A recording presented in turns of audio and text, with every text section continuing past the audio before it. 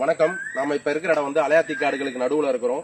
அலையாத்தி காடுகள் கழிமுக ஆற்றங்கரை பகுதியில தான் இருக்கும். முகத்துவாரம் அருகிலே இருக்கக்கூடிய அலையாத்தி காடுகள் அதீத அளவு கடல் நீரில் மூழ்கி வாழ்ந்தாலும் கடல் நீரில் வாழ்வதால் அதனுடைய சுவாசத்திற்கு ஆக்சிஜன் பற்றாக்குறை ஏற்படும்.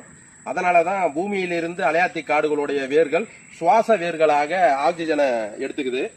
அலையாத்தி காடுகள் தன்னுடைய ஆற்றலை பெருக்கி அதீத அளவு தன்னுடைய காடுகளை விரிவாக்கம் கொள்வதற்கு நன்னீரையே நம்பி இருக்கின்றது.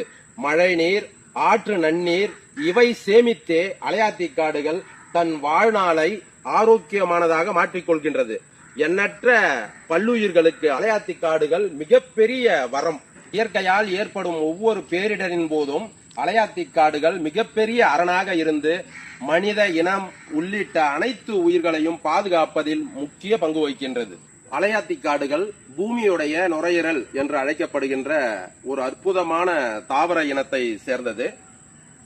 காற்றில் வருகின்ற அனைத்து மாசுகளையும் வடிகட்டி பூமியின் நுரையீரலாக திகழ்கின்ற அலையாத்தி காடுகளின் புகழை தொடர்ந்து பறைசாற்றுகின்ற அனைத்து இயற்கை நேசிப்பாளர்களுக்கும் இந்த தருணத்தில் எனது நன்றியை உரிதாக்குகின்றேன். என்றும் இயற்கையை பாதுகாப்பதில் கலாம் விதைகளின் விருட்சம் சமூக இயக்கத்தின் நிறுவனர் இரா ராஜா.